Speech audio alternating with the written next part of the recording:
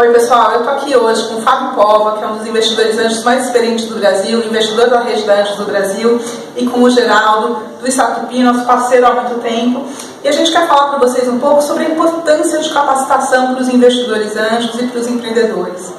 Deixa eu te perguntar uma coisa, Geraldo, por todo esse tempo que você está vivendo aí no ecossistema, dá para fazer de qualquer jeito investimento anjo? Dá para buscar investimento anjo de qualquer forma? Não, acho que não, Maria Rita. Com certeza a gente vem batendo nessa tecla há alguns anos como empreendedor, né, incentivando o empreendedor a ser cada vez mais capacitado, cada vez mais treinado, fazer com que ele entenda como é que funciona a cabeça do investidor, aprenda a se relacionar com o investidor. Então acho que agora chegou a hora da gente fazer também o outro lado, ou seja, o investidor anjo tem que se capacitar, tem que se treinar, tem que entender o processo do início ao fim de um investimento anjo. A gente falou agora no curso aqui, durante esses 3 dias que a gente teve, que assinar um cheque é a coisa mais fácil que tem. Agora, por que está assinando o cheque? E o pós assinar o cheque é o que vai fazer a diferença na continuidade do investimento, no apoio ao empreendedor, no resultado que esse processo vai ter. Então eu diria que não dá para fazer de qualquer jeito, ok? Obviamente o investidor que não tem tempo, que não é um profissional como o Fábio, não precisa participar do dia a dia da startup, né? Principalmente quando você tem um líder de captação de investimento. Mas ele tem que entender, ele tem que saber dialogar, tem que analisar um contrato de mútuo conversível e ler e entender o que ele está assinando, ok? Isso é básico hoje. Então, se aquele investidor não aprender o mínimo possível para você ter um diálogo com o empreendedor, uma análise jurídica, uma análise financeira mínima, ok? Quer seja de um pitch deck do empreendedor, quer seja de um DRE da startup, que é totalmente diferente daquela DRE que provavelmente o investidor está acostumado a ler de 10 anos atrás, ok?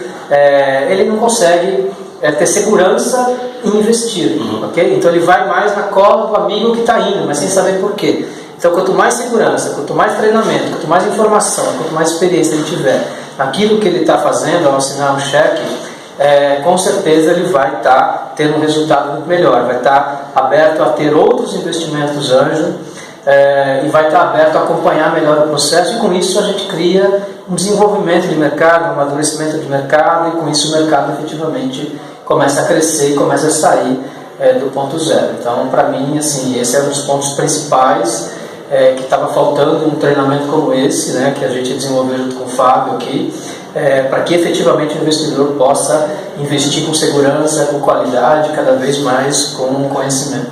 Muito bacana, não podia concordar melhor. E acho que era bacana de você também, Fábio, porque você já assinou muitos cheques, né? Será que você consegue compartilhar assim com a gente uma ou 2 dicas daquela coisa? Se eu soubesse disso quando eu comecei a assinar os meus cheques, teria muito melhor. O que você contou aí para esse pessoal no curso? Uma coisinha, tá? Faz uma breve pra gente aqui. O curso ele consolida muitos aprendizados que eu tive nesses 2 anos como investidor, certo? Então, eu fiz cerca de 10 investimentos, 8 aqui no Brasil e 2 lá no exterior com o sindicato. Foram mais de R$1,5 milhão investidos nessas startups, e tem um aprendizado muito experiencial, certo? Na teoria, não tem nada de muito novo na teoria, né? Já tem uma teoria consolidada a respeito a contratos de mútuo, mas a interação dia a dia com a startup, eu que fui empreendedor e agora que sou investidor, ela muda bastante. Você tem que ter uma visão um pouco mais holística das oportunidades, certo? Não apenas o time em si, que é fundamental, mas também onde essa startup se insere, dinâmica competitiva, tentar antecipar alguma resposta de outros competidores, tentar regimentar o capital de outros co-investidores, não apenas no momento do aporte inicial, mas também na sequência de investimentos que a startup deve ter, de fundos de seed, de venture capital. Então foi um aprendizado bastante interessante. No curso, além das questões teóricas, eu procurei inserir algumas das coisas que eu aprendi de forma prática. Então, umas coisas que a gente fez, por exemplo, são os teasers que a gente manda para investidores quando uma startup está tracionando, os números estão indo muito bem. Esse é o momento de você começar a plantar a semente do interesse de investidores, investidores série A, em seed series, em compartilhar as performances dessa empresa, compartilhar os melhores indicadores, fazer isso em inglês, interagir com o founder para você poder minimamente criticar o inglês e talvez melhorar a postura naquele meio. Então, essa é uma coisa que eu aprendi e foi muito positivo. A startup com a qual a gente fez isso está muito perto de levantar uma série A.